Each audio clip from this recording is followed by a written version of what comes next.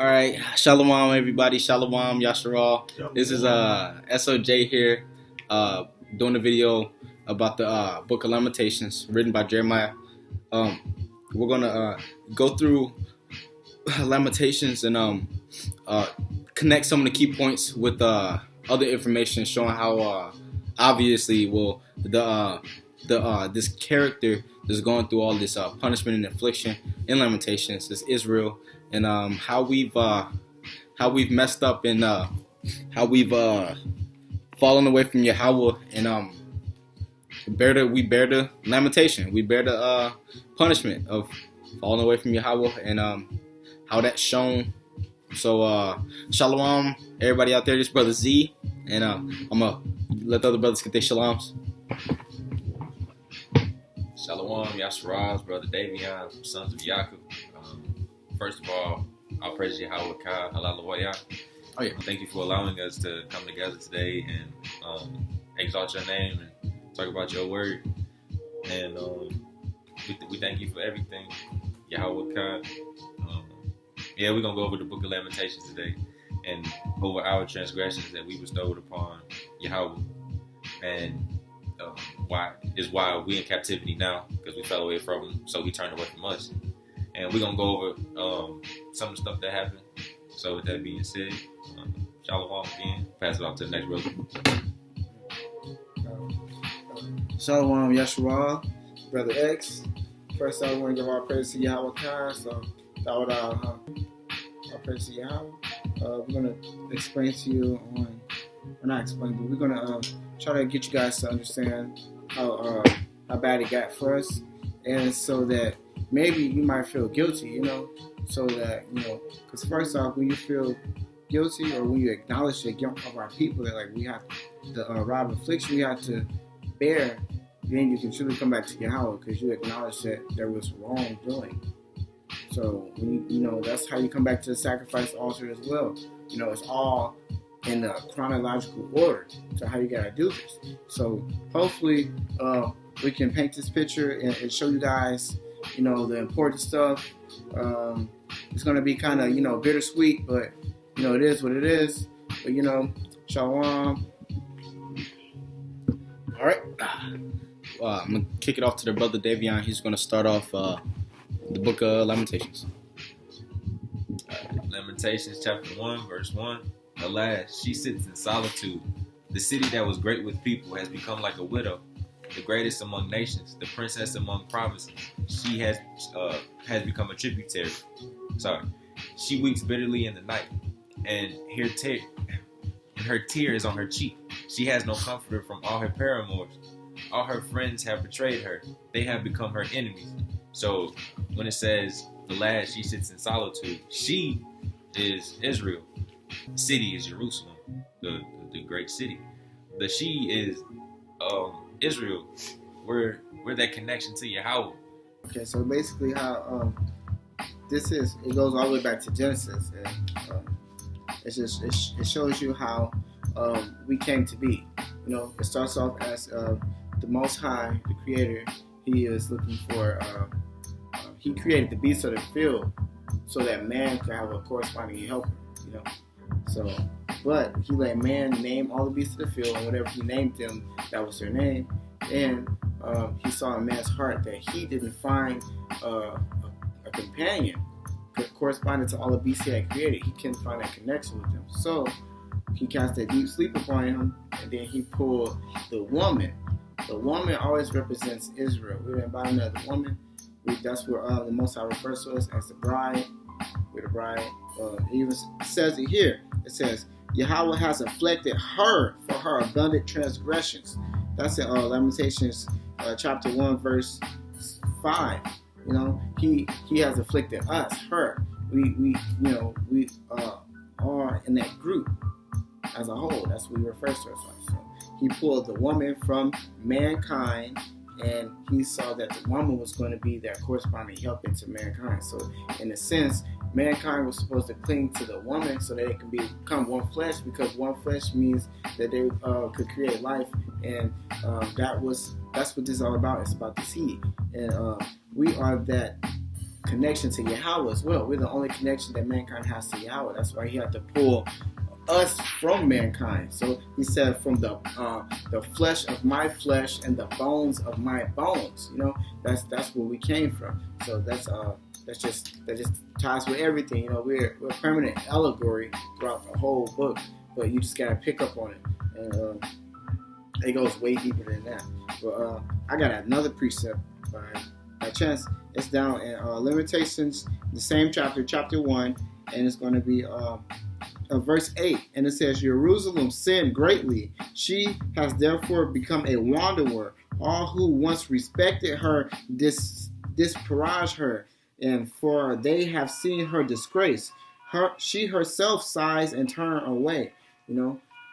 That's our current state. We're still in a stage of death as a nation.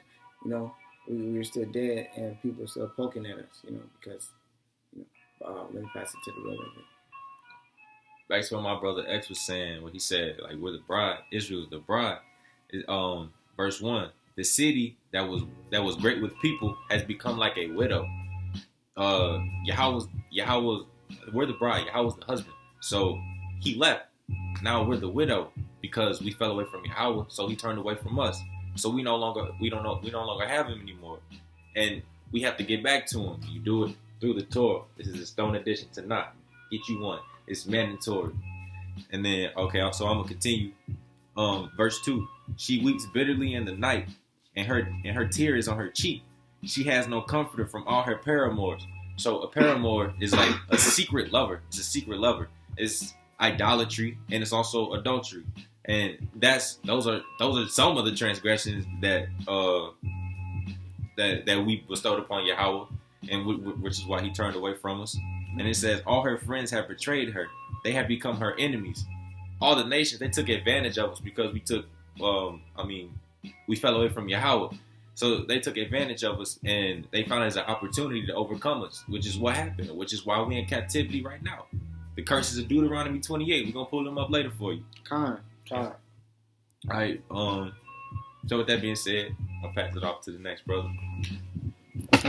Yeah, like my brothers was saying, Yahweh refers to Israel as this forsaken woman. This forsaken woman, well, it's not just Israel. This forsaken woman is the actual land, and Israel is the child of the land. Yahweh's our father, like I said. The Torah, the land, the actual land, everything. It's our mother, and through those two we're birthed and we become his children. But right here in Deuteronomy, this is the KJV, by the way. I had the precepts already highlighted. Deuteronomy 28. It says the consequences of disobedience, and it says, but it shall come to pass, if thou wilt not hearken unto the voice of thy Lord thy God, to observe to do all the commandments and his statutes which I command thee this day, that all these curses shall come upon you and overtake you.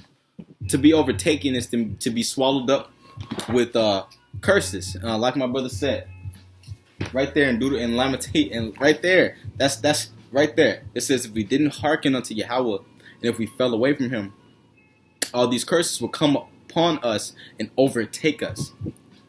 Just like he read right here in Lamentations, there's actually in the stones. Just like he read in Lamentations, he said, alas, she sits in solitude. The city that was great with people has become like a widow. You see?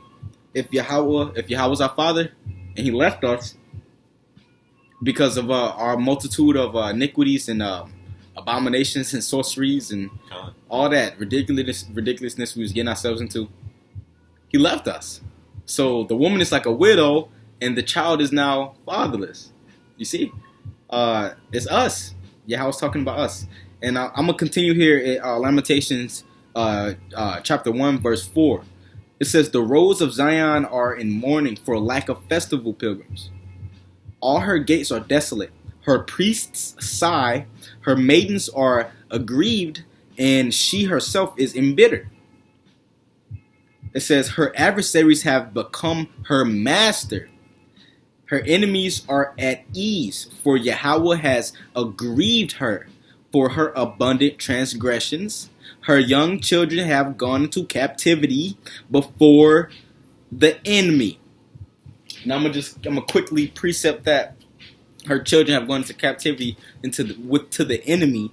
I'm gonna quickly precept that in Deuteronomy 28. I'm gonna pass it to the next brother to continue with Lamentations verse 6. All right, so this is Deuteronomy 28, and well, this is where our sons and daughters are going to be in captivity by the enemy. Yeah, the precept. All right, so this is Deuteronomy 28, verse 32. Your sons and daughters will be given to another people, and your eyes will see and pine in vain for them all day long, but your hand will be powerless. A nation unknown to you will devour the fruit of your ground and all your labor, and you will only be cheated and downtrodden all your days. Is that not happening? That's happening right now as we speak. Right now. Verse 36. Yahweh will lead you and your king whom you will set up over yourself to a nation you never knew, neither you nor your forefathers. And there you will work for gods of others, of wood and stone. Is that not happening? Wood and stone. Right now. Right now. As we speak. I know I said that already, but it's right there. It's in your face. It's happening right now. Everywhere you look, it's everything in the Torah. Look outside, it's life itself. So why wouldn't you? Once you find out you an Israelite and you don't go get a Torah, it's like you don't want no change. You don't want no change, man. But all right, I'm gonna pass it back to the next brother. All right, I'm gonna continue from Lamentations. If you skip down to verse 7. Lamentations, chapter 1, verse 7. And it says, Jerusalem recalled the days of her affliction and sorrow. Jerusalem recalled. So that means these are people who have been in affliction before. When Jerusalem recalls her times of affliction, that was Israel when we were in Egypt. Our nation grew and became a nation in Egypt, and we were enslaved in Egypt. And Jerusalem recalled the days of her affliction and sorrow. That was before Yahweh had came and married us. You see what I'm saying?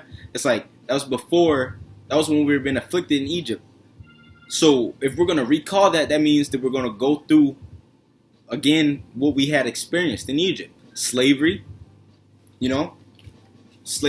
lamentations, woe, vexation, curses, everything. Illness. And I'm gonna continue. And it says, all the treasures that were hers in the days of old, with the fall of her people into the enemy's hand, and none to help her, her enemies saw her and gloated at her downfall. Jerusalem sinned greatly. She has therefore become a wanderer. All who once respected her disparage her, for they have seen her disgrace. She herself sighs and turns away. My brother got a precept for that verse. Did you just? So if you would, please turn your books to Isaiah chapter 24. It's going to be verse 3, and it's going to go all the way down to 7. And I'm going to say, the land will be utterly empty and utterly despoiled, for Yahweh has spoken this word. The land will become desolate and withered. The world will be rich and withered. The exalted of the people of the land will be rich. The land will be unfaithful because of its inhabitants. Who are the inhabitants of the land? Us, Israel. Let me continue.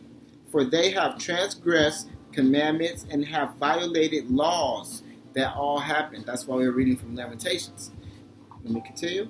They have abrogated the everlasting covenant because of false oath. The land is consumed, and those who inhabit it have become decimated. For this, the inhabitants of the land have become parched, and few people remain. The grapes are desolate. The vine is forlorn. All glad-hearted people groan. If that's not apparent, I don't know what. It's kind of like it is a vexation of the spirit, because it's like your carnal self is holding down your spirit, which is just the heavenly waters. It's trying to elevate. That's why we're always trying to ascend. But our carnal soul and us clinging to this earthly world that has nothing to do with us, it's pulling us down. It's kind of like That's why they call it vexation of the spirit. Vexation just means like an annoyance. It's an aggravation. It's a frustration. It's like a it's an annoyance. It's an annoyance. Let me pass that back to Isaiah. Kind. And then I got a precept for when I was talking about how when where it says right here in Lamentations, it says Lamentations verse 7, Jerusalem will recall her former days when she was in punishment. It says right here in Deuteronomy chapter 27 in the KJV, so it might be a little verses up or a little verses down in the stones, but it says the Lord will smite thee with the botch of Egypt. You know, that was what we were in Egypt with the affliction of what we were afflicted with in Egypt. He was going to resend us back to that. You know what I mean? And I'm gonna continue reading Lamentations from excuse me. And from verse 9, chapter 1, verse 9, it says, her impurity is on her hymns. She was heedless of the consequences. She has sunk astonishingly. There is no one to comfort her. Look, Yahweh, at my misery, for the enemy has acted prodigiously. The enemy spread out his hand on all her treasures. Indeed, she saw nations invade her sanctuary, about whom you had commanded. I'm going to continue from verse 11. It says, all her people are sighing, searching for bread. They traded their enemies for food to keep alive. Look, Yahweh, and behold what a glutton I have become. May it not befall you and all who pass by this road. Behold and see that if there is any pain like my pain which befell me, which Yahweh has afflicted me on the day of his wrath, the day of his fierce anger, when Yahweh took down Jerusalem and sent everybody into us. Well, not everybody. Sent a majority of Jerusalem into slavery back into Egypt. Through over time, all of our people have been put back into slavery in a sense. We're all slaves to Esau. Esau rules it all right now. Yahweh's going to come back and he's going to restore us, but we're focusing on how we fell away and what do we do, you know? What we need to do to get back. Well, yeah, what we need to do to get back to Yahweh. And I'm going to continue. It says from verse 13. It says, from on high he sent a fire into my bones, and it crushed them. He spread a net over my feet, hurling me backwards. He made me desolate, in constant misery. The burden of my transgressions were accumulated in his hand. They were knit together and thrust upon my neck. He saped my strength. The Lord has delivered me into the hands of those I cannot withstand. You know? Esau. We went into slavery. Our oppressors. We're still here. Our oppressors, we serve the gods of our oppressors everywhere we are. No matter where we are, we serve the gods of the people around us. No matter what we do, we're crushed and afflicted. The white man don't care you worship his God. He don't like you. You know? So that's what it is. That's who we are. We are these people. The people that have been put into slavery. The people that have been destroyed. The desolate city. I'm going to give it off to one of the brothers. This is still chapter 1. This is verse 17.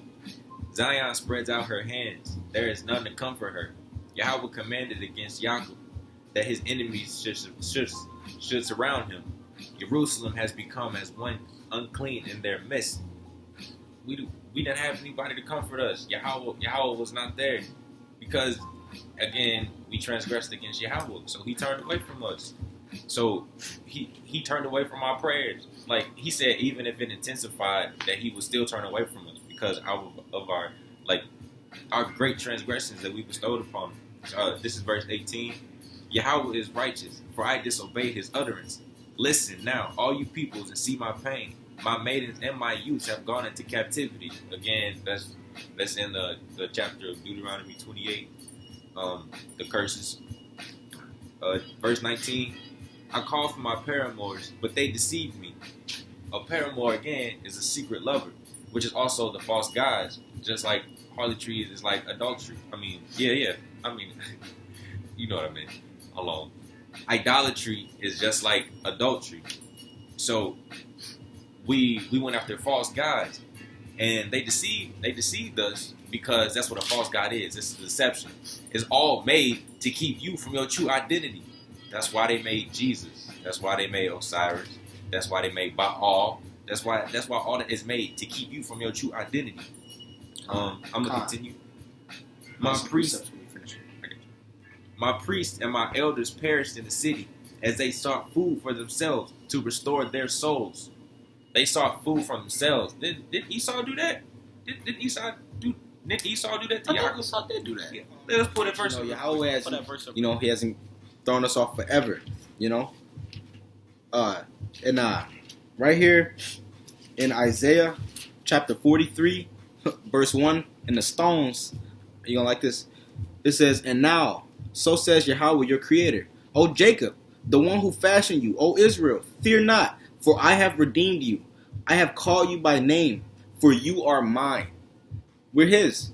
That's why we go through the affliction. That's us. That's who we are. It's us. He said he's gonna redeem us. But you gotta want to come back to him. All right, I got you. If you would, please go to Genesis 25, and I'm gonna start at verse 27. I'm gonna explain something else. The lads grew up, and Esau became one who knows hunting, a man of the field. But Jacob was a wholesome man, abiding in tents. Isaac loved Esau, for game was in his mouth, but Rebekah loved Jacob. Okay, so when it says Esau became a one who knows hunting, a man of the field, that's also outside of the tent. The tent is also the tabernacle, it's the temple. Jacob was a wholesome man, abiding in tents. He had his head in the Torah. He meditated on the scriptures day and night. Esau didn't do that. He was outside the temple. That's why if you're not an Israelite, you have to cling to Israel. You're not allowed in the temple. You're not allowed to understand the secrets of the temple. You will just be saved from Yahweh's wrath. I'm going to continue. Jacob simmered, this is verse 29. Jacob simmered a stew, and Esau came in from the field, and he was exhausted. Esau said to Jacob, "Pour into me now some of that very red stuff, for I am exhausted." He therefore called his name Edom. Jacob said, "Sell as this day your birthright to me." And Esau said, "Look, I am going to die, so what if the use for me is a birthright?" So basically, us following food to restore our soul that wasn't the Torah, we were defiling the temple. We would have sold our birthright. When he said sell his birthright, he no longer. And plus, man, You good. I got you. All right, start over. Verse 29. Jacob simmered a stew, and Esau came in from the field, and he was exhausted. Esau said to Jacob, "Pour into me now some of that very red stuff, for I am exhausted." He therefore called his name Edom. So he ate red stuff. What's red? Blood's red. You're not supposed to eat the life of an animal. Therefore, he called his name Edom. Edom means like red and ruddy. Like he's also a bloodshedder, but you can also like see the blood through his skin. Ultimate bloodshed. Yeah, and that's an abomination. You're not supposed to eat blood. You're not supposed to eat. That's the life of an animal or a human. That's the life. You're not supposed to do that. And then Jacob said, "Sell as this day your birthright to me." And Esau said, "Look, I am going to die, so what if the use for me is a birthright?" So he spurned it to begin with. He was like, "I don't care about this." So that's basically what we was doing, like trying to find food to restore our own soul. That was not the Torah. We went after false gods, trying to fulfill our needs, which is the paramours.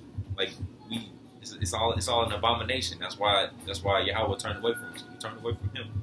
So that I'm gonna pass it back to my next brother. Yes, I guess that correlates to the precept and correlates with verse 15 in chapter 1 of Lamentations, and that states, "The Lord has trampled all my heroes in my midst. He proclaimed and set time against me to crush my young men. And as in a winepress, the Lord has trodden the maiden daughter of Judah." So go back to Isaiah. Yeah, go back to Isaiah and go to chapter 26 and on verse 18. And it starts by saying, "We have conceived and gone into tribute, as if we had borne wind. Salvations were not performed in the land. and the wicked who dwell on the earth did not fall. Nobody has came for our justice. Justice and righteousness has not been performed while we have been in bondage, and that's apparent because they what is that verse in the It comes from there. I'm sorry. Like I said, things like that weren't performed while we in bondage. It's still not going to happen. The wicked of the world, are they still not living? Correct. The Clintons, all the evil, wicked SOBs out there, they're still alive for now. And we have not had a salvation, a savior. The only savior that we have is Yahweh. And your only way back to Yahweh is through Tanakh. But you gotta have that spirit. And you gotta sacrifice yourself for it. So it's kind of like you gotta want knowledge. Our people are repelled from reading. It sucks to say, but as a whole, how many people do you know personally that if you told them you have to read the Tanakh in order to go back to God, they're gonna be like, "Man, I ain't got time for that." How many people do you know is gonna say that? I know a lot of them. And it's like it sucks because you don't want to waste your time on that, but you still have to, you have to speak this word. So, you're gonna get this work. That's all we can do. It's the greatest kindness we can do for you. It's to give you back your heritage, your identity. This is our stolen and lost identity, and we're just trying to give it back to you. But it's like the episode of SpongeBob. It's not my wallet, but it has your name in it. It's the same thing. Brother, funny. It's true. It's not my wallet. It got your name in it. Got your R key. Got your bus pass. It got your boat license. It got your everything in it. Isaiah chapter 51. Isaiah chapter 51 verse 1, and it says, "Sing out, O barren one, who has not given birth.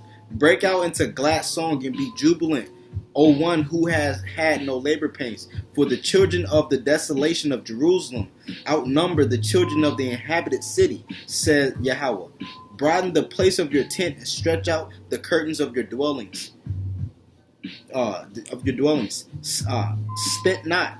Lengthen your cords and strengthen your pegs." Right?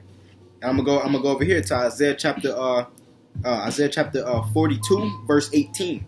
It says, "O deaf ones, listen, and blind ones, gaze to see. Who is blind but my servant, or deaf as my agent whom I dispatch? Who is blind as the perfect one, and blind as the servant of Yahweh?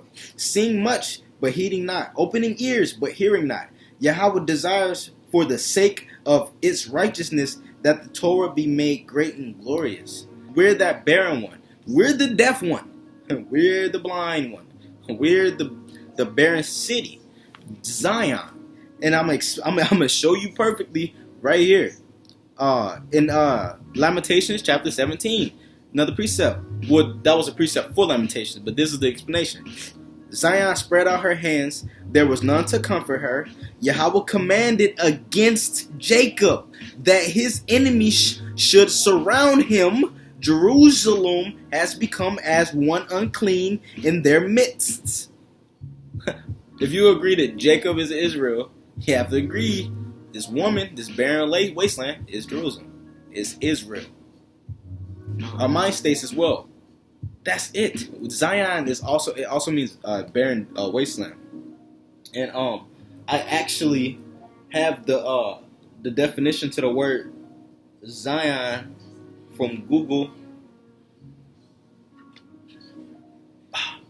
And the white man he says the hill of Jerusalem, the hill of Jerusalem on which the city of David was built. Well, even in those terms, that means that Zion is Israel. We're going to move on chapter 2, verse 1. "Alas, the Lord in his anger has clouded the daughters of Zion." Clouded, that means like confusion. He has clouded, like his fury has destroyed us. "He cast down from heavens to earth the glory of Israel. He did not remember his footstool on the day of his wrath." So footstool is like The earth. the land. Yasharal. Sorry about that. Yeah. The land. All right, I'm going to continue. Verse 2. The Lord consumed without pity all the dwellings of Yaakov. In his anger, he razed the fortresses of the daughters of Judah down to the ground. He profaned the kingdoms and its leaders. He cut down in burning anger all the dignity of Yasharal. He drew back his right hand in the presence of the enemy. He burned through Yaakov like a flaming fire, consuming on all its sides. That he laid the land desolate, like we were destroyed, and then our enemies took advantage of it. He bent his bow like an enemy, his right hand poised like a foe. He slew all who were pleasant to the eye in the tent of the daughter of Zion. He poured out his wrath like fire. Verse 5. The Lord became like an enemy. He consumed Yasharal. He consumed all her citadels. He destroyed her. He destroyed his fortresses. He increased within the daughter of Judah agony and grief. That's what we felt. Agony and grief. But for one, we no longer had Yahweh. For two, we had to bear the fury for our own transgressions. And then we had to bury our fury for our transgression as a whole. For everyone's transgressions. Verse 6. He stripped his booth like a garden. He destroyed his place of assembly. What's the place of assembly? I got one from you on that one. Gotcha. The place of assembly. My brother. Assembly is Jerusalem. Jerusalem, the temple, which is also in your mind, you know, as the duality, you know, in your mind and in the physical as well. So, you know, he made total darkness within silence when he cast us down. So that's like a metaphor for him stripping us of the high vapors and knowledge. You know, he calls darkness light. You know, pure wisdom.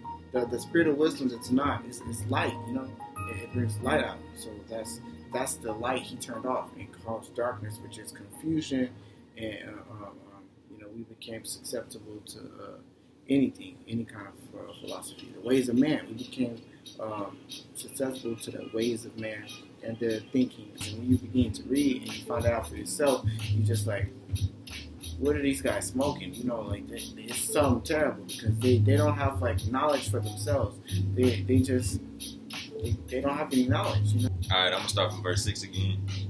He stripped his booth like a garden. He destroyed his place of assembly, which is also the Holy Land, Jerusalem, and the temple. Us too, because he only go.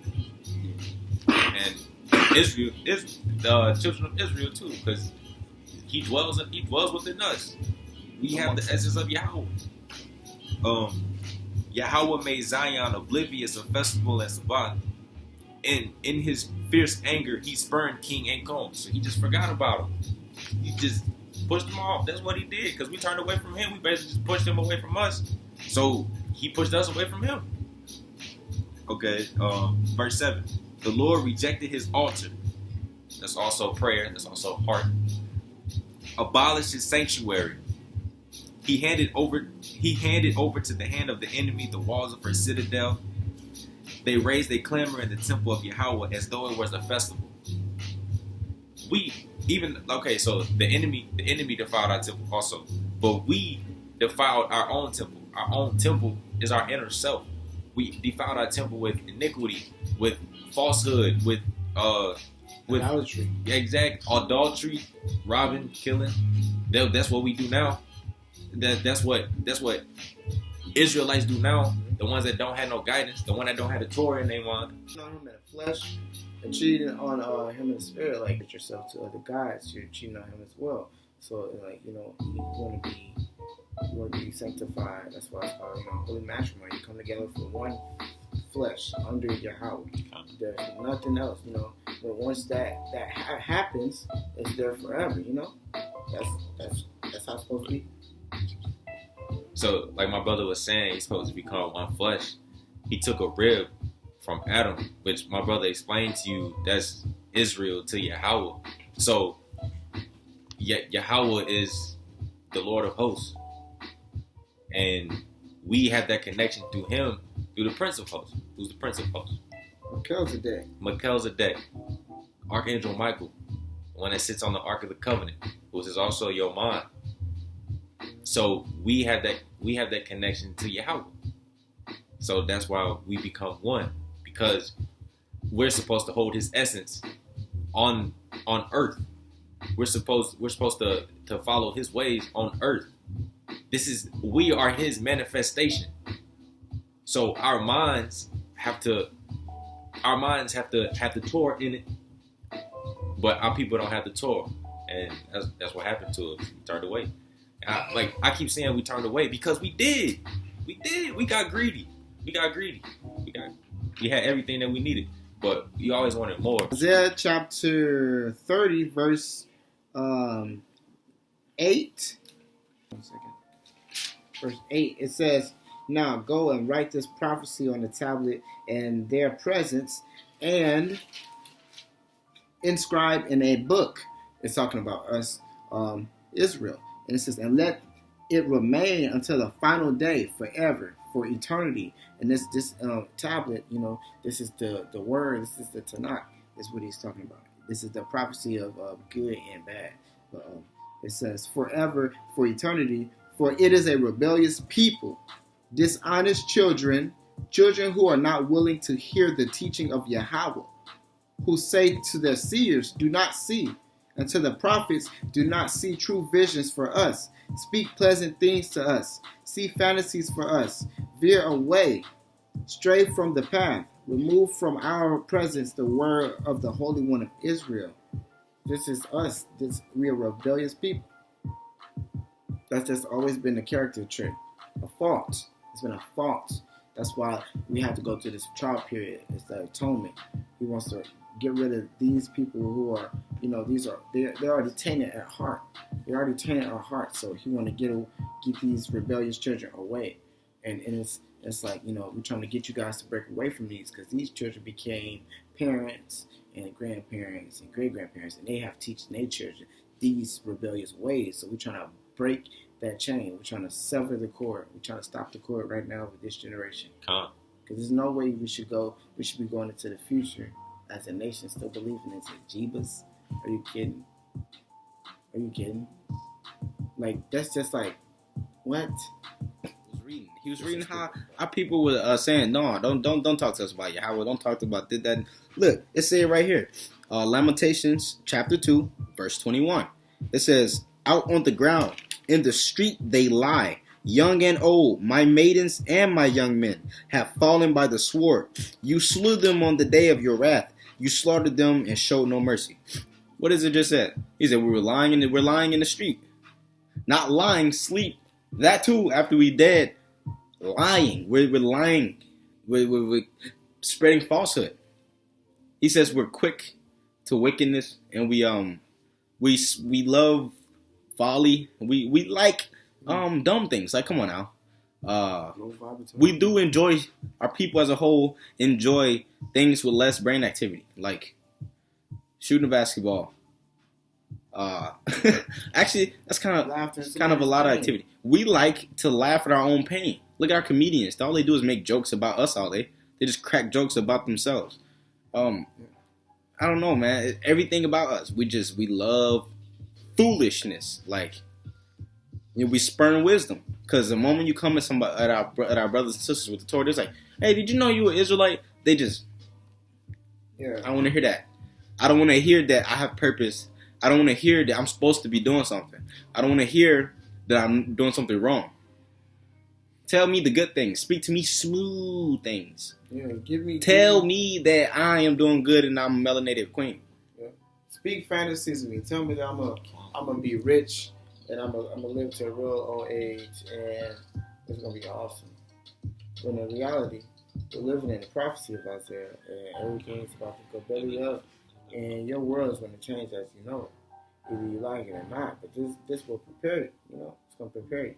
But without this, you're going to be lost inside the fire, You'll be like a casualty of war, basically, Without this, you're subjected to anything.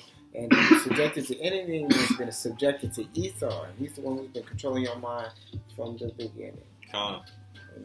He influenced how you think, so that's how you project your life, What you see in your head is how you see in real life. So he controls your mind, he controls your life, You got to take the veil off. But no, actually, you can't. You got to allow Yahweh take that veil off. But in order to do that, you first have to know Yahweh. And our people as a whole we don't know Yahweh yet. But individually, I mean, I can say that I don't personally, can't say I personally know, but I can feel His presence. I know that He's with us. Otherwise He wouldn't allow this to happen. He wouldn't allow this to happen if He wasn't.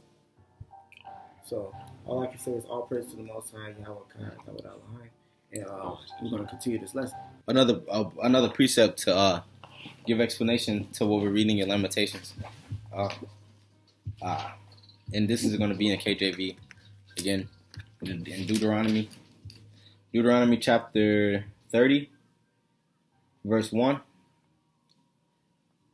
and it says, "It shall come to pass when all these things are come upon thee, the blessing and the curse which I have set before thee, and thou shalt call them to mind among all the nations where the God has driven thee." We're gonna recall to mind all these things. We're just gonna be like, you're gonna read the Torah, and you're gonna be like, dang, my people went through all this, and that's who we are. We are the ones scattered abroad throughout the nations. He said it will happen after the blessing and the curses come upon you, and when you are among all the nations that I've scattered you, which means while you're in captivity. I'm going to read from the middle of verse 1. He says, "I have set before thee, thou shalt call to them to mind among all the nations where the Lord thy God hath driven thee, and thou shalt return to the Lord thy God, and shalt obey his voice according to all that I command thee this day, thou and thy children, with all thy heart and with all thy soul." So basically it's saying after everything's happened, we're going to return to Yahweh in the land of our captivity. So you have to start doing this. You have to return to Yahweh. Pray to Yahweh. Keep the Torah. When they say keep the law, statute, no, that's not law, statutes, commandments. It's teachings, decrees, and lessons, and it's not laws, statutes, and decrees. The whole book isn't do this, do that, do this. It's a story, and it's a teaching. Leviticus is the book of the law, if you want to read the book of the law. So it's like, I don't understand what guys are talking about when they say, you can't just read the book of the law. Man, the whole story's in the Torah. The whole story. Not just the law. Just because the New Testament ain't got none of it in it, don't mean that the quote-unquote Old Testament, the Torah, is the book of the law. These guys kill me with this. You reading the Jews' gospel. You reading the Christians' gospel. How about that? Which is worse? That's worse. Idiot. I mean, idiots. If the whole book's about the Israelites, how are we reading the Jews' gospel? That doesn't make no sense. Don't make no sense. You got all these Christians trying to come against the Torah Knights. Don't make sense. But we're gonna continue. Lamentations chapter 2, verse 12. It says, they say to their mothers, "Where's the bread and wine?"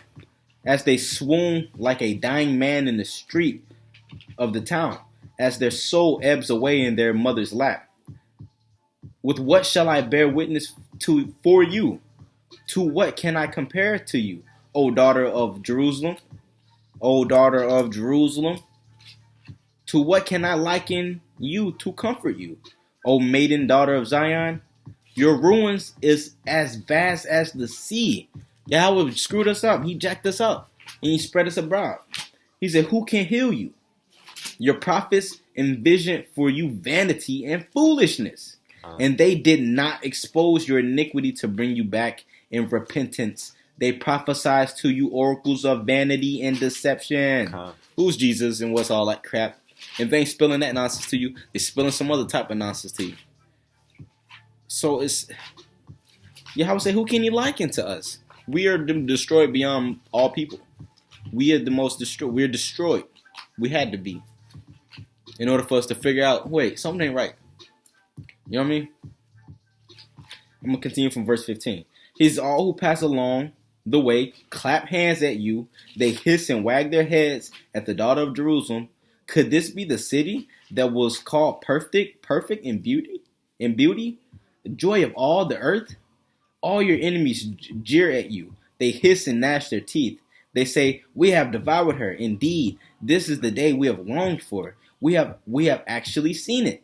Yahweh has done what he planned. He carried out his decree in which he ordained long ago. He devastated without pity. He let the enemy rejoice over you. He raised the pride of your foes. Their heart cried out to the Lord, O wall of the daughter of Zion. Shed tears like a river, day and night. Give yourself no respite. Do not let your enemies be still. I got a precept. Wait, hold on. You see what I'm saying? Oh, Yahweh destroyed us. We've been destroyed. Continuing from verse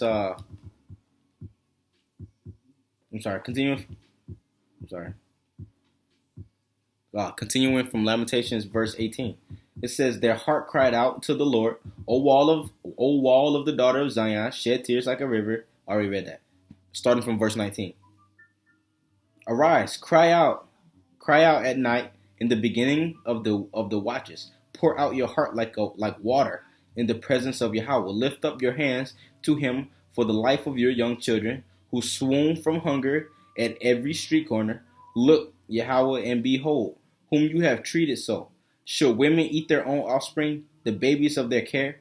Should priests and prophets be slain in the sanctuary of the Lord? Out on the ground is the streets they lie, young and old. My maidens and my young men have fallen to the sword. You slew them on the day of your wrath. You slaughtered them and showed no mercy.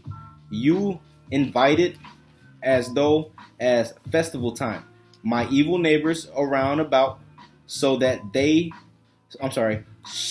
at the day of Yahweh's wrath there were none who survived or escaped. Those who I cherished and brought up, my enemies have wiped me out." Yeah.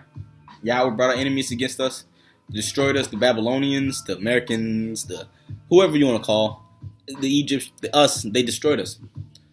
And he brought them round about us. On the day he destroyed us, so there were no one destroyed us, and they did the cleanup. You know what I mean? And then they dispersed us. They took us into slavery. They spread us out. They got us still. They harvest us. They use us for entertainment. They use us for organs. They use us for everything. They said, "Lay out your soul so that we may cross." They've used us as everything. And I'm gonna continue from Lamentations verse 3. It says, "I am the man who has seen affliction by the rod of his anger. He has driven me on and on into unraveled darkness. Only against me did he turn his hand, repeatedly all the day long." That's Israel. That's us. He's destroyed and repeatedly. No one's known the wrath of Yahweh but Israel. Anybody else has felt some type of wrath, it's only because they was dealing with us in some type of way. Soon, Yahweh is going to unleash his wrath on everybody else. Because he's been destroying us continuously, all day. That means our whole life, almost. I just want to add to what my brother was saying. He said, He has led me and driven me into darkness and not light. So darkness is also the darkness of mind. You don't have the Torah in your mind no more, man. You don't have the Torah. Yahweh said he the Torah as the apple of the eye. The brightness, the sense of light. Light is enlightenment. You were no longer enlightened. You no longer had the Torah in your mind. You was just confused, and your mind was dark. Just like the youth growing up in the ghetto, in the hood, they mind state not gonna be as a man who has a Torah in his mind. Because when you in poverty, you look for ways to get it, because you don't want to see your mama struggling no more. You don't see your pop struggling. You don't want to see your family struggle. So you gonna go out and get it some type of way, and that's gonna lead you to committing sin, and that's an abomination. You're not supposed to do that. So what you need to do is come back to Yahweh and put the Torah in your mind, so your mind state won't look like the ghetto, because the ghetto is run down. You're a product in the environment. The way you live, where you grow up, is how your mind state gonna be.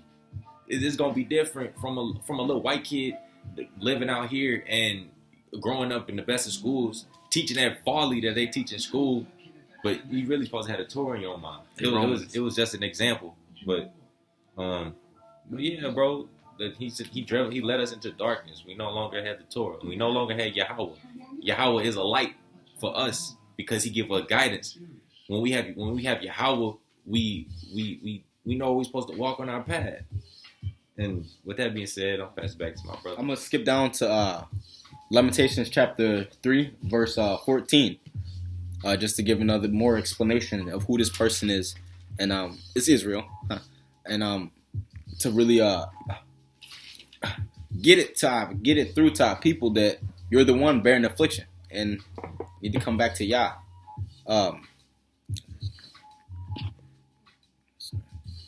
Sorry about that. All right. It says, Lamentations chapter 3, verse 14. It says, I have become a laughing stock to all the people, an object of their jibes all day long. That's us. Nigger, spick, coon, wetback, whatever they call us. We got so many bywords and proverbs, man. Color people, yeah. Afro-American, African-American, black, Negro, which means black in Spanish. Yahweh. They've called us bywords and proverbs. He even said you'll be the topic of discussion. What are these Negroes doing today? Tomorrow. Right. Yep, they got jokes for us all the day long, and it's not just the Negroes. The Hispanics, Native Americans, all the Israelites spread abroad. We're everywhere on the planet. The quote unquote Negroes, we're just we're most likely the Judah populous tribe. Yeah. It's 12 different tribes. It was 12 different people, and we've gone everywhere on the planet. And we've mixed with the people all over the planet. So it's like we're everywhere and we look like everybody. So the way you can tell Israel is through the curses, and ain't nothing more apparent than the curses on us. Now, the brother wanted to continue reading. Read Lamentations, chapter 3, precepts, verse 40. And it states, let us search and examine our ways and return to Yahweh. Let us lift our hearts with our hands to God in heaven.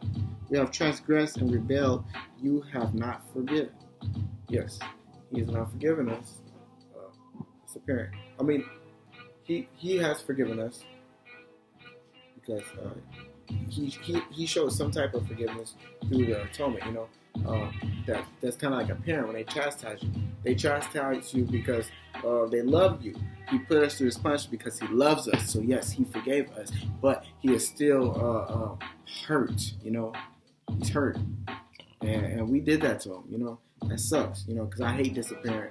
I hate disappointing my parents, and I hate disappointing Yahweh. So I always want to make sure I do the best, and everything that I do that's for Him, and we gotta exalt His name and put Him above everything. Because without Him, there's nothing.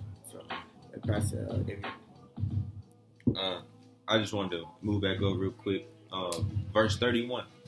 For the Lord does not reject forever. He first afflicts, then pities, according to His abundant kindness.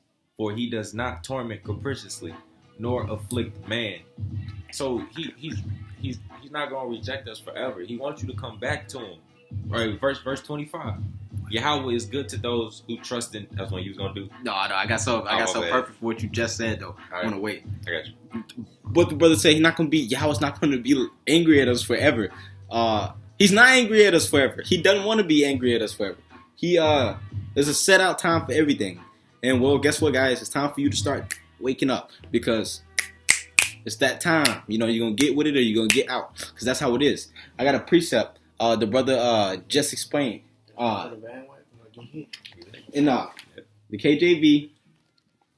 The Christians love that KJV. Chapter 30, Deuteronomy chapter 30, verse 3. It says, then the Lord thy God will turn thy captivity and have compassion on thee, and will return and gather thee from all the nations where the Lord thy God has scattered thee. If thine be driven out to the even outermost parts of heaven, from thence will the Lord gather thee. From thence he will fetch thee. And the Lord thy God shall bring thee into the land which thy fathers possessed, and shall possess it. And he will do thee good and multiply thee above thy fathers. You see what I'm saying? There's a point to this. Yahweh he did all this so he can bring us back into the land. We can love him like wholeheartedly. You know what I mean? Like with purpose. And my brother got, you know what I'm saying? Yahweh's going to bring us back whether you believe you're an Israelite or not. So why don't you get on that flight that you got a ticket to? Know that only certain people got a ticket to. Come on now, get on that plane, man. Come back to Yahweh. Elevate. You know? This is back in Lamentations. This is verse 25. Yahweh is good to those who trust in him, to the soul that seeks him. So when he said the soul that seeks him, you have to seek Yahweh. Yahweh said, seek me with all your heart and soul. That's how he knows where your heart at. That's how he knows what your intentions are. If your intentions is just like come in here and like know you're an Israelite, but you're not following the teaching. I mean, you're not learning anything. You're not keeping the Torah. You're not following his ways. Then you ain't doing nothing. You refer to that as the lazy man. And that's in vain. I'm gonna continue to verse 26. It is good to hope silently for Yahweh's salvation. It is good for a man that he bear a yoke in his youth. That's what happened. We bore a yoke in our youth. Before we came to Yahweh, we were deaf, dumb, and blind. But now we have the Torah in our mind. And now we know who Yahweh is. And just like he said, your sons and daughters will be sent in captivity. That's what happened. So we basically, we bore the yoke in our youth. And so we bore the yoke in our youth. So our minds were destroyed, right? Now, the young mind is more like prone to learning. So without this truth, we were undeveloped. So after you learn this, your mind will start to develop. You start receiving them waters, and your mind will vegetate. And you will no longer think in that carnal aspect, because the carnal mind is just dirt, it's dry, it's Egypt. If you plant seeds and you continue to water it, it'll grow. And you no longer have that darkness of mind. Just like when he said he sent me into darkness and not light. The light is the Torah, the light is Yahweh. The darkness is having none of this in your mind. So everybody that's walking around thinking they woke, or thinking they know the truth, or thinking they know who they are, they so proud of their accomplishments, they so proud at the work of their own hand. That's an abomination. And they got that darkness of mind because they don't have the Torah. They don't know who the Creator is. And that's all I had to say. I got a precept on what's going to happen, to mankind, because this pertains to them as well as it pertains to us. This is us coming out of our bondage and us coming back into the reestablished covenants of Yahweh, which is the kingdom.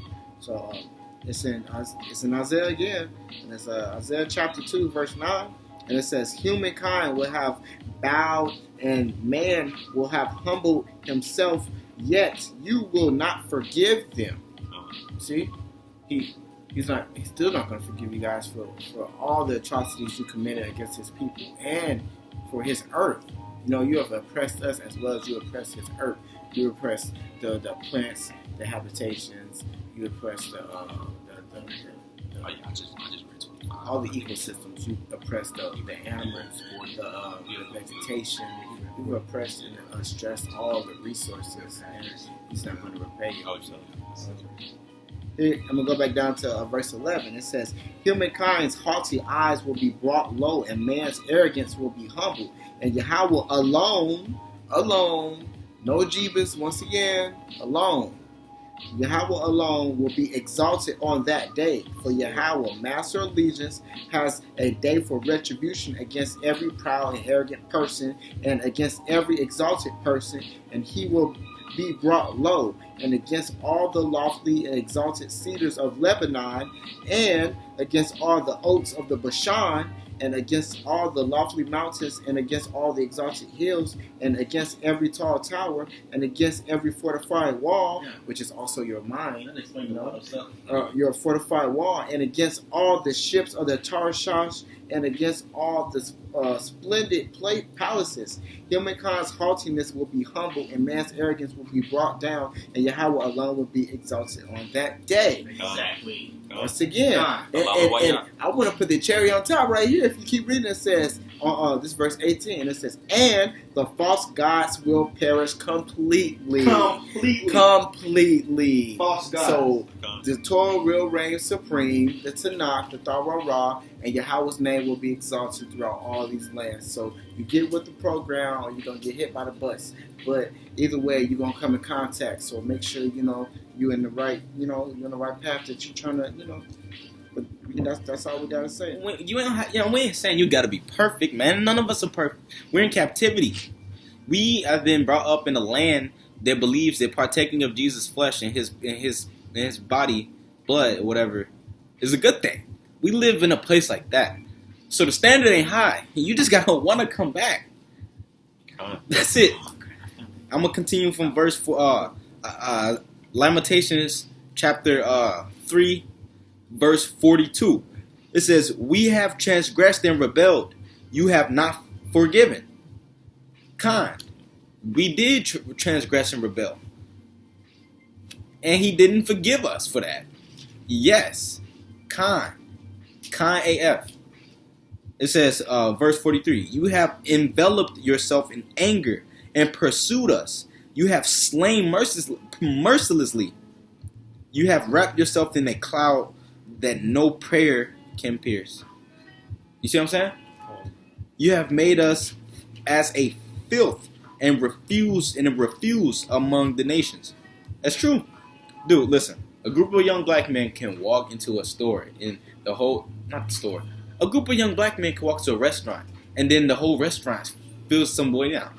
Like everybody like you know what I'm saying? Like we can go places and then people will literally bat an eye at us. You know what I mean? Because Yahweh has made us a refuse among the nations. So no matter where you go, there's a standard of people there. The people that are up high are most likely Esau's, and then the people that are low are most likely Jacob's. Wherever you go, you can go anywhere from the hoods in America to the hoods in Mexico, to the hoods in Japan, to the hoods in Ireland, to the hoods in Europe. Anywhere you go into the hoods, you find it. You gonna find Israel. We're the lowest. We ain't hard to find. We're numerous, but at the same time, we were despised by everybody. We even despised by our own selves. We want to be like everyone else. Yahweh always said we wanted to be like everyone else. He even said that he says the woman, Zion, he said your craving will be to your husband, the man, the mankind, the nations. We always want to be like them, But I'm gonna continue. 46 Lamentations. I'm gonna finish Lamentations chapter 3 real quick. He says, all our enemies jeered at us, panic and pitiful. We were ours, ravage and ruin. My eyes shed streams of water, and the shattering of my people.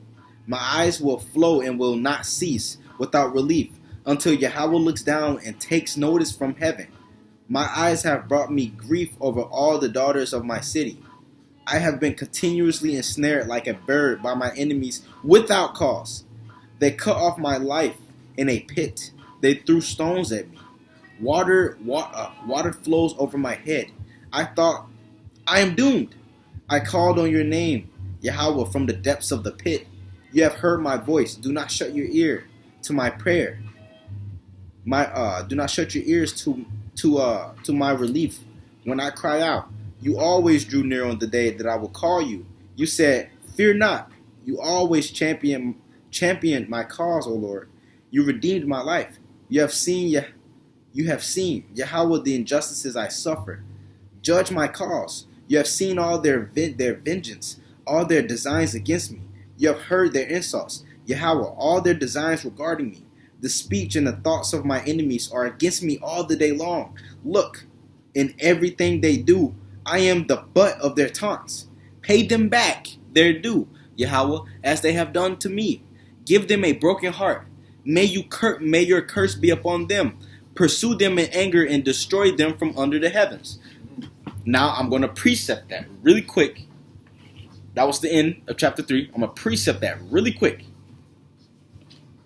And it says right here, the KJV, Deuteronomy chapter 30, verse 6. It's going to precept that. Listen, you're going to hear it.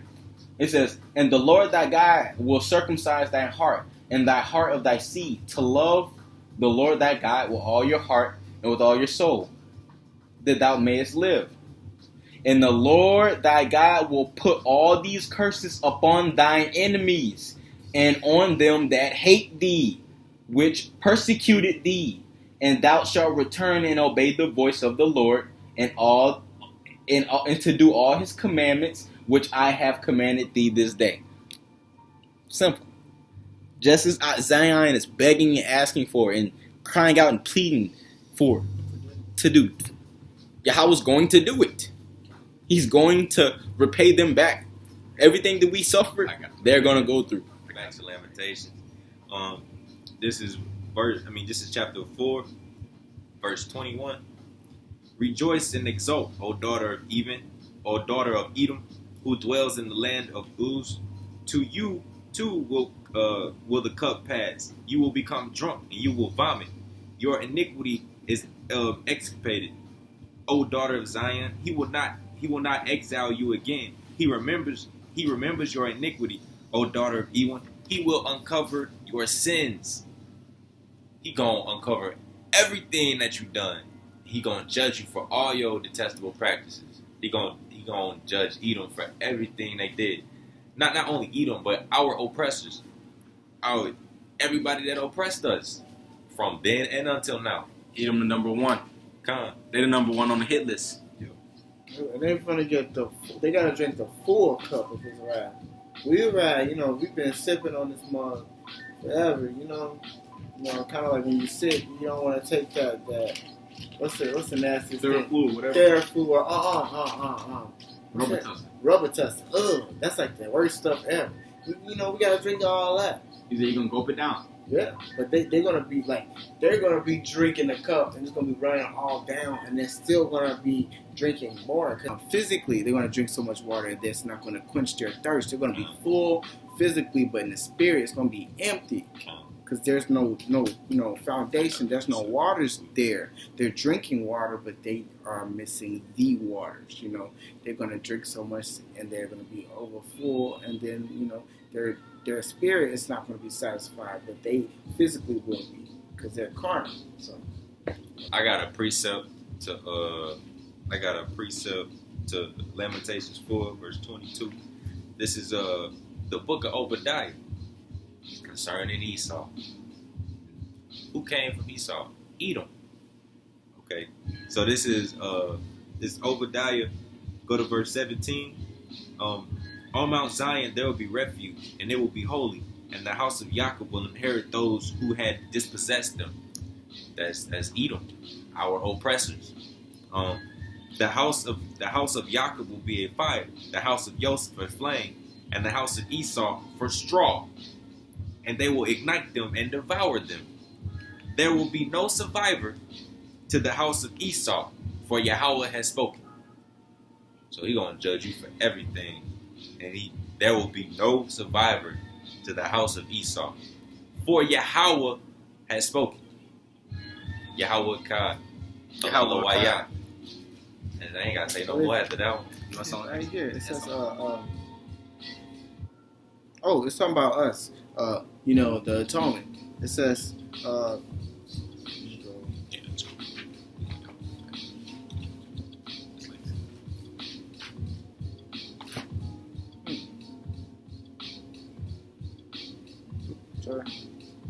right here. It says, so he poured out his fury, wrath upon him. I'm sorry. This is Isaiah 42, verse 25. He poured out his fury, wrath upon him, and power of war.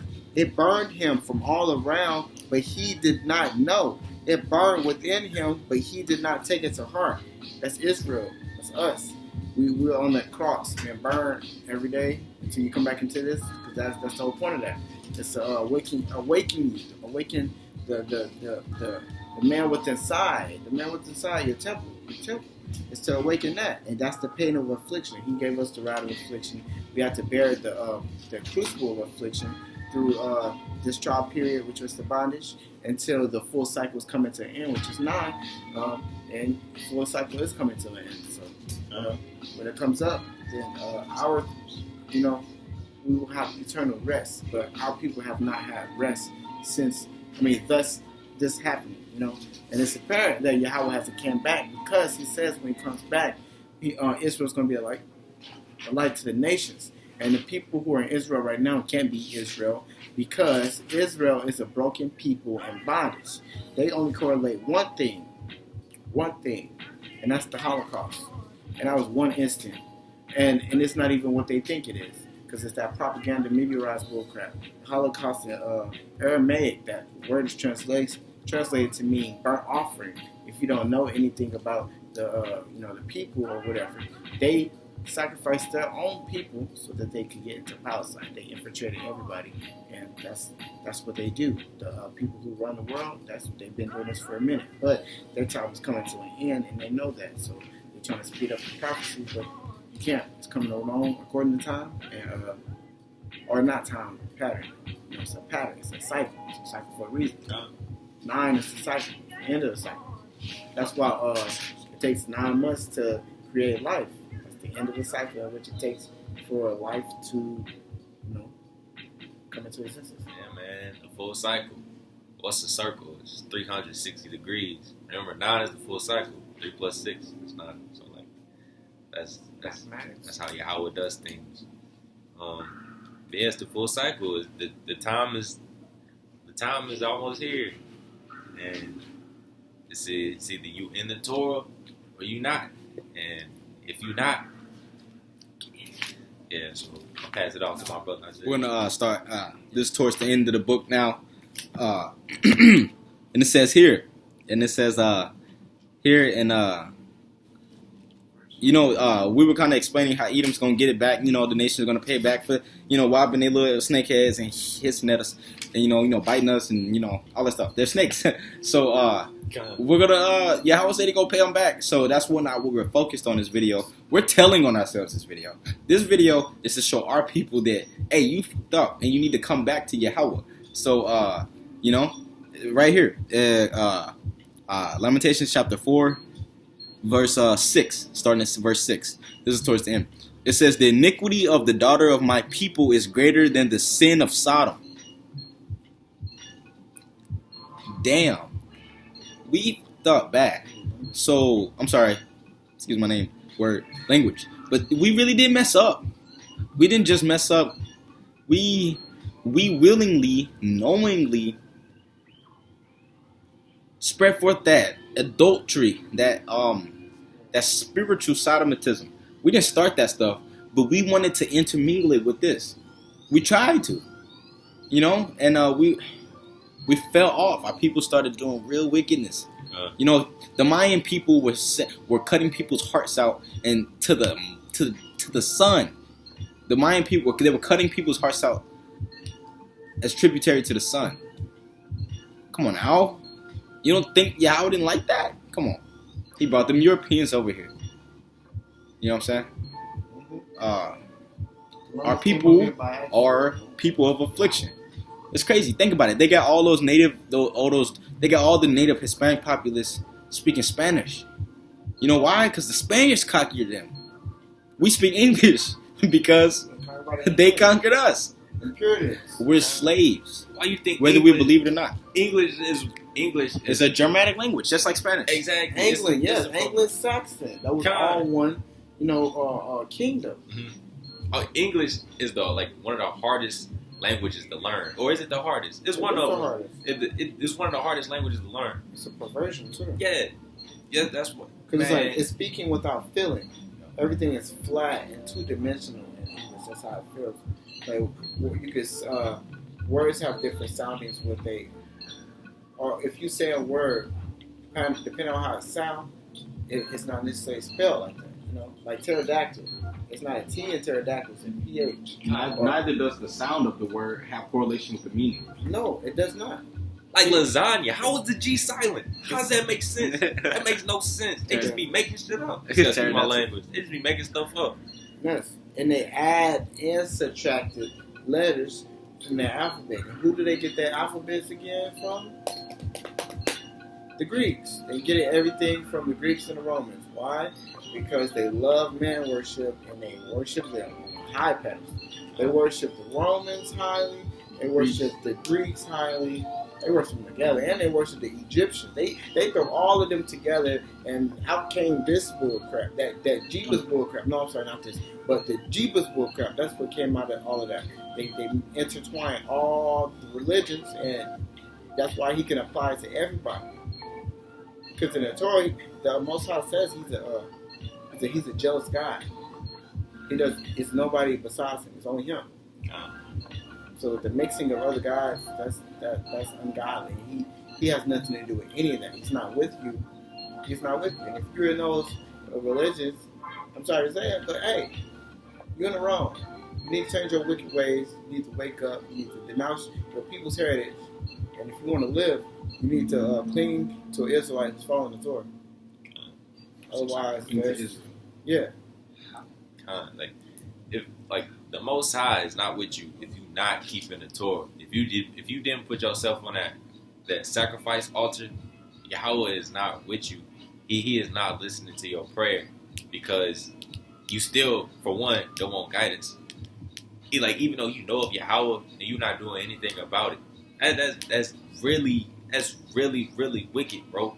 Like, if you are Israelite and you have this knowledge, you would want to do something about it. That's why we making videos, trying to wake y'all up, man. Like, it's time to stop playing games. Just come back to Yahweh. Y'all, like, our people, they too busy caught up in the life that they living now. They living in the moment. Like, they not thinking about the future. They don't even know what the future is because they don't read. They don't have the Torah.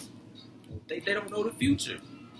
But they're worried about money and I need to, do this and that and other to, impress these people who I don't really care about, but I just want to seem cool. Like none of this earthly stuff matters. It's all about reestablishing your personal connection with the Most High, so that you can come back to Him.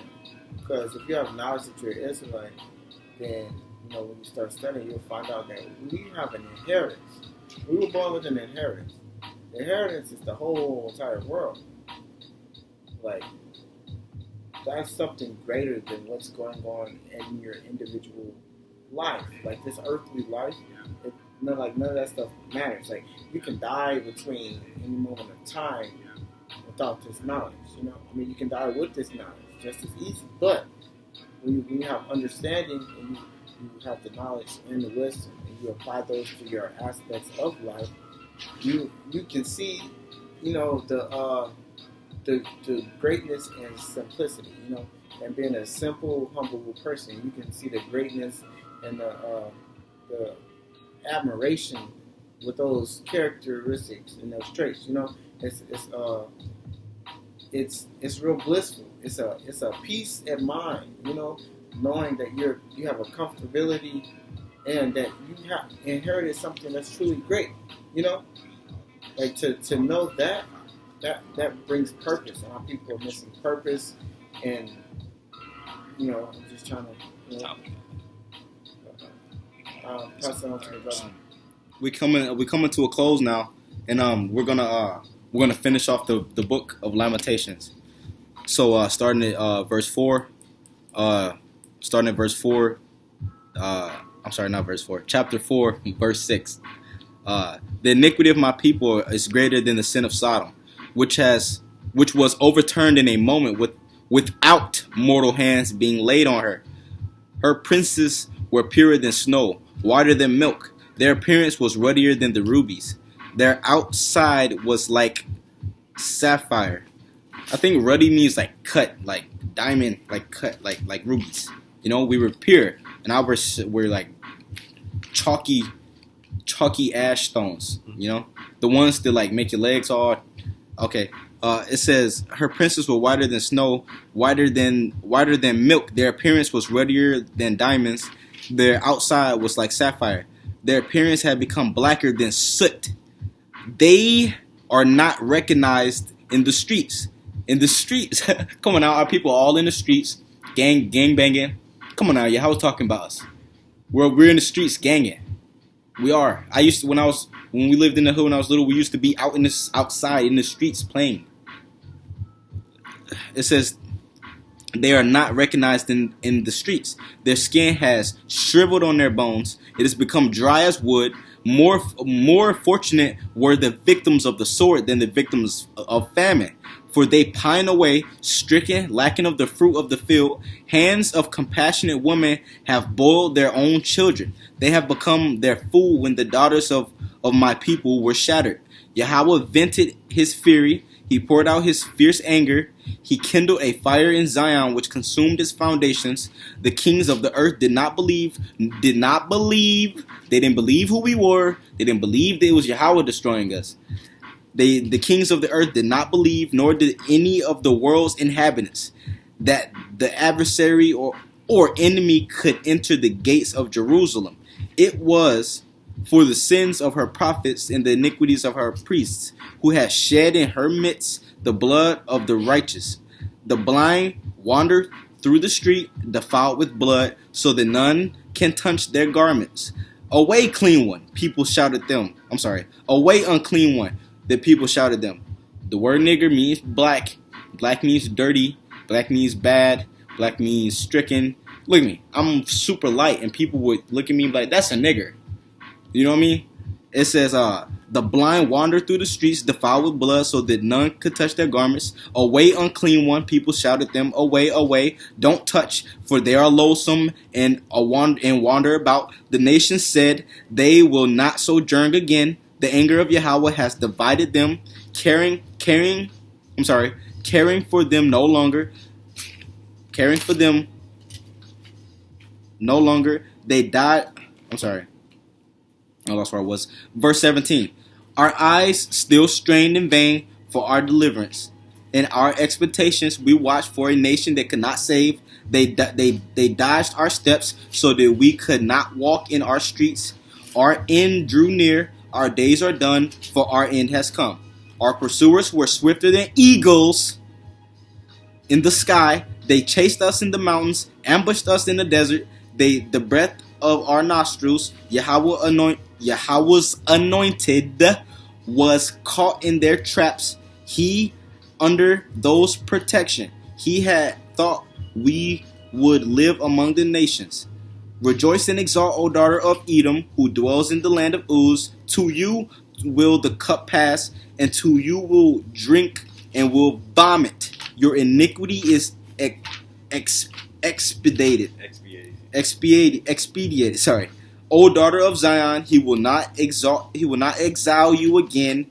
He remembers your iniquity. Daughter of Edom, he will uncover your sins. That's the end of verse 4. That's the end of chapter 4. My brother's gonna read off. He's gonna read chapter 5. All right, let's get to it. Chapter 5, verse 1. Remember, Yahweh, what has befallen us? Look and see our disgrace. Our inheritance has been turned over to strangers. Our houses to foreigners. What's our inheritance? Israel, Jerusalem. My bad. So, and the Torah. No, and the Torah. The Torah. Yahweh said, he has kept the eternal Torah for the upright. The upright is the upright man, the one that keeps the Torah, the one that meditates on it day and night. All right. Verse 3. We have become like orphans, and there is no father. Yahweh is our father. Why we call the children of Israel? And remember, Israel's the bride. We're the children. Yahweh's the father. Our mother are like widows. We pay money to drink our own water, obtain our wood at a price. Upon your necks we are pursued. We toil, but nothing is left us. We stretched out a hand to Egypt and to Assyria to be satisfied with bread. Our fathers have sinned and are no more, and we have suffered from their iniquities. Like they look to other nations. They look to false gods to supply their needs, to supply like food to restore their soul, which is not the Torah. They have falsehood in their. They defile the sanctuary. The sanctuary is your inner self. Start from verse 8. Slaves ruled us. There is no redeemer from their hands. In mortal danger we bring our bread because of the sword of the wilderness. Our skin was scorched like an oven with the fever of famine. They ravaged women in Zion, maidens in the towns of Judah. Leaders are hanged by their hand. Elders are shown no respect. Young men drag the millstone, and youth stumble under the wood. The elders are gone from the gate, the young men from their music. Gone is the joy of our hearts. Our dancing has turned into mourning. The crown of our head has fallen. Woe to us, for we have sinned. For this our heart was ill. For these our eyes were dimmed. Dimmed, like what's dimmed? That's darkness. Yeah, like Yahweh is the light. Also the Torah. Yahweh said, he, the Torah, is the apple of the eye, which is like brightness. You get light. All right, I'm gonna continue. Verse 18. For Mount Zion, which lies desolate, foxes prowl over it. Yet you, Yahweh, are enthroned forever. Your throne is ageless. Why do you ignore us eternally? Forsake us for so long. Bring us back to you, Yahweh, and we shall return. Renew our days of the old. For even if you had utterly rejected us, you have already raged sufficiently against us. And yeah, we fell away from Yahweh. So he turned away from us. And he laid our land desolate and laid us desolate. And he struck the minds of the children of Israel with confusion and darkness. We didn't have the light of Yahweh. We lost our father. We screwed up. We screwed up. And we have if you don't feel shameful or you don't feel guilty for the transgression that you have bestowed upon Yahweh, that you prideful. You bow down to the handiwork of your own hand, knowing you ain't do nothing. You ain't do anything. Or you give your praise to false idols or them false gods. Should be trying to pay your way into heaven. Khan, that's not gonna help you, bro. For one, Yahweh is one. Yahweh is a God. Actually, I got a verse for that. Let's go to Deuteronomy chapter 6, verse 4. Hear, O Israel, Yahweh is our God. Yahweh is the one and only. You shall love Yahweh, your God, with all your heart, with all your soul, and with all your resources. Yahweh is the one and only. So if any of y'all talking about that Jeebus, them, any other false doctrine, like, man, y'all need to get on with that. We coming out with the truth, whether y'all like it or not. We coming out with the truth. It's time to get all these lies out the way. We pushing them all to the side, and now it's time for Yahweh's name to be exalted. Put some respect on His name. Put some respect on Yahweh's name. His throne is ageless. Even Yahweh said, He said, withdraw from man with breath in his nostrils. For what is he deemed worthy? That's mortal man. Mortal man dies. Don't put your faith in a man. That's an idol. Come on. Hey, I got one to kind of mooch off what he's talking about. Go to Joshua chapter 1 and it's verse 7, and it says, "Only be very strong and courageous, to observe to do according to the entire Torah that Moses' servant commanded you. that Moses, my servant, commanded you. These are the words of Yahweh. So, and it says, do not deviate from it to the right or to the left, in order that you may succeed wherever you will go. Verse 8, this book of the Torah shall not depart from your mouth. Rather, you should contemplate it day and night, in order that you observe to do according to all that is written in it. For then you will make your way successful, and then you will act wisely. It's right there. And in order to act wisely and be successful, we must contemplate on the Torah. But first, in order to contemplate that, you have to know the Torah. You have to learn the Torah, and you're not supposed to deviate to the right or to the left. That's just referring to, like, I think the brain, the right side of the brain, but to the left. You want to have that balance, that equilibrium. It's all about balance.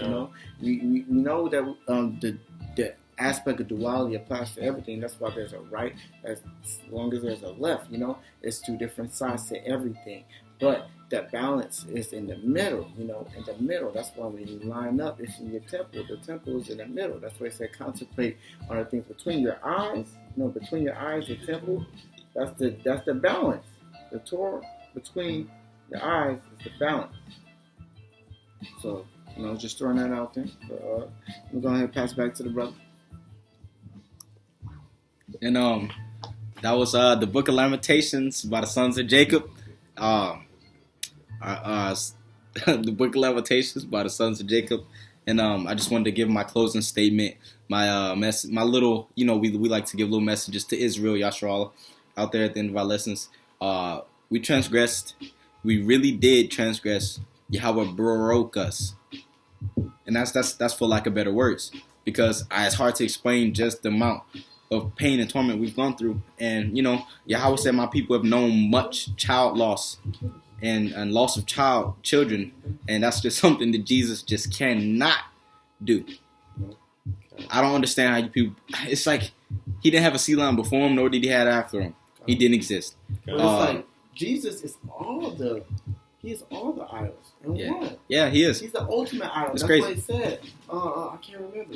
He said, the conqueror of nations. Oh, morning star. He's talking about Lucifer. Yeah, he's Lucifer. The concept. Yes. He's Lucifer. I'm gonna show him. But I got the word from I'm gonna Morning Star. if my brother gonna get that, he's gonna get the word from Morning Star for you. A little sweet little treat, for all you Christ worshippers out there. But I'm gonna just get his last little verse, and it's Isaiah chapter 44, verse 6, starting at verse 6. It's like, I love Isaiah. It's it's a good book. Gives you a lot of, hey man, hit the heart. It says, so says Yahweh, King of Israel. King of Israel. Yahweh's the king. He says, so said Yahweh, King of Israel, its Redeemer, Yahweh, Master of Legions. I am the first, and I am the last. Aside from me, there is no God. Who can declare that? Who can declare that he, like me, can proclaim and order events I have emplaced? The people of iniquity? Can they? Can the people of iniquity declare events like I have? No. And let them tell us miracles that will yet come. Be not afraid and be not terrified. Did I not let you hear and tell you of yore? And you are my witnesses. We are Yahweh's witnesses. We are. We're the witnesses of his affliction. Is there a God besides me? No, there isn't, Yahweh. There is no God besides you. We understand that now. There is no rock I do not know. All who fashion statues are empty, and their treasures will not avail. So the bottom line is, if there's a statue somewhere of whatever you're worshiping, it's not Yahweh. Simple. There's a picture that you can show me of your Savior, you are in the wrong. It was made by a man. All who fashion statues are empty, and their treasures will not avail. They bear witness on themselves, for they see not and know not. Let their worshippers be shamed. Who would fashion a god or a molten statue that has no purpose? Well, everybody on the planet. Yeah. Behold, all who join to it will be ashamed. And the Aristians, they are but human. Let them all gather and stand. They shall be frightened and ashamed together. So, that's my little precept for Israel. Don't just keep the commandments. Search this book for your reflection. Search this Torah and find something that you can't find anywhere else. I guarantee it's in here for you. Your soul, And I like to say Shalawam to Yasharal from Brother Z, and pass it off to other brothers to give their closing statements. This is Isaiah chapter 5, verse 8. It says, Woe to you who cause house to encroach against house, and make field approach field, until there is no more place.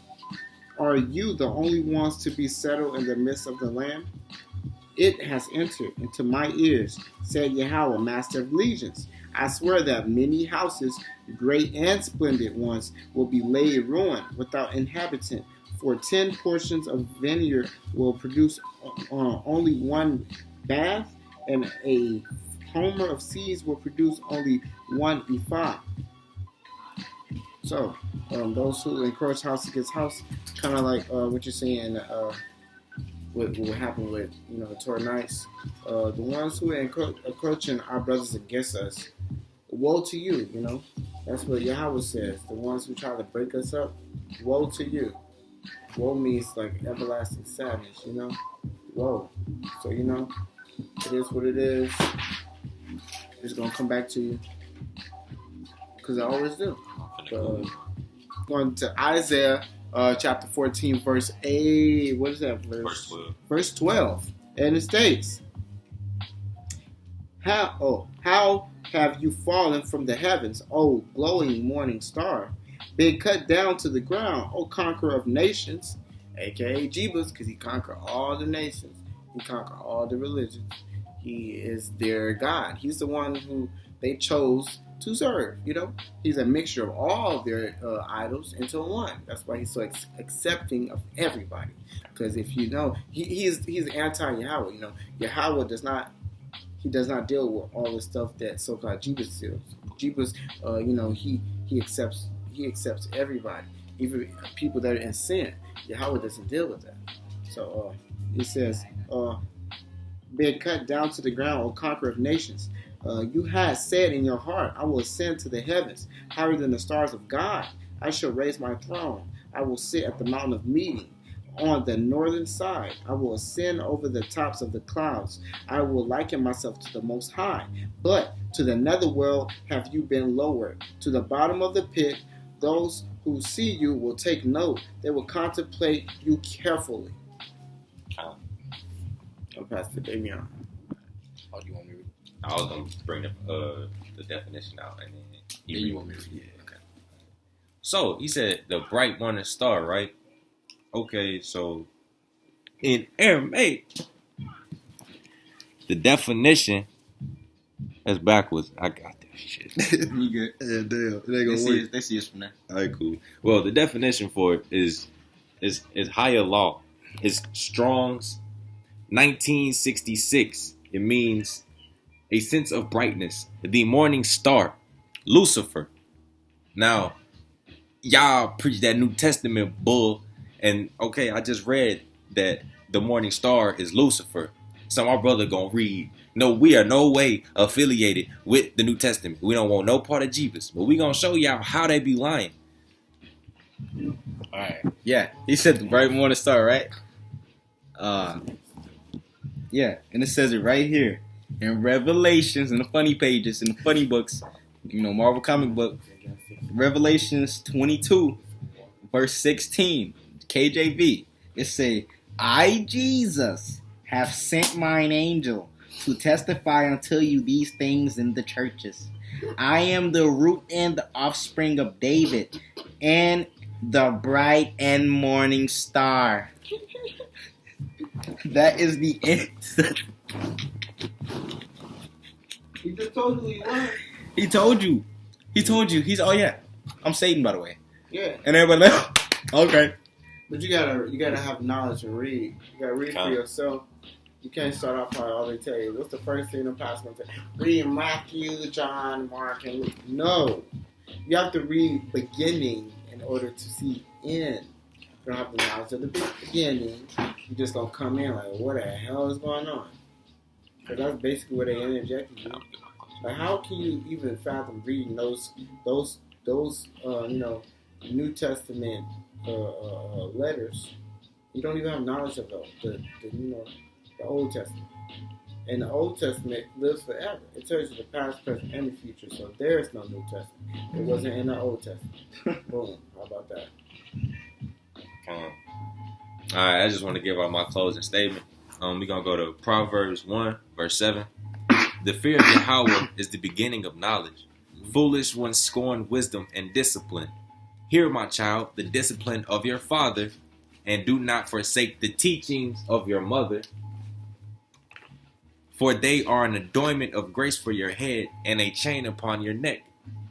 So the father is Yahweh, the mother is the Torah, and it will guide you. The chain upon your neck, it will guide you and on the righteous path. You have to seek Yahweh. The fear of Yahweh is the beginning of knowledge. Well, how do you obtain knowledge? You read. There's also the teachings of your mother. This is how you gain knowledge. This is how you get back to Yahweh. This is what our people have to understand. That this is what they can't understand this. And we doing the best that we can to help wake y'all up. We not doing this for us. We doing this for us as a whole. Our brothers and sisters who are lost. We trying to hopefully wake y'all up. And with that being said, Shabbat Shalawam. It's been a glorious Shabbat day as always. I gotta give all praises to Yahweh Kai. Halalawaya. It's been too long. It's time to come back home. Y'all need to get y'all a Torah. It's mandatory. Get them on eBay. They sell it out, so you better hurry up. And yeah, so that's all I gotta say. All praise to Yahweh Kai. Shalawam, Israel, from the sons of Jacob, sprinkling that Torah water on you again. We trying to at least. We're not holders of mean things. We're not us as people. We're not like different. All we doing is the only thing is we can see that the world's been decepted. The world's been bamboozled. So, Shalawam, Yasharal, all y'all keep faith out there and seek Yahweh in truth, sincerity. Keep your hearts there in the Torah. No matter how far you fall, no matter how wrong or what you think you've done is, come back to Yahweh, ask for forgiveness, and then try to do right from thus onward. That's all we can do. So, Shalom, Yashro, Yahweh Akkad. All praise to Yahweh Akkad. All praise. Shalom from Brother X, aka Brother Kabaya. Shalom, Yasharal. All praise to the Creator, Most High of heaven and earth, Yahweh Akkad. And we just hope you guys gain some knowledge and come back next time, and we will sprinkle some more waters in you. We appreciate the guys who do come back and listen and wholeheartedly listen and heed the words that we're speaking, because nothing's new under the sun. This is just another part of the cycle. This has already been happening. This has already happened before. But we're just going along according to the cycle. So we're trying to wake our people up like we did back then, as well as the future like now. So just hopefully you guys are actually retaining that knowledge and using it for good. But with that being said, Shalom. May you guys have a blessed day, and I'll praise you all God.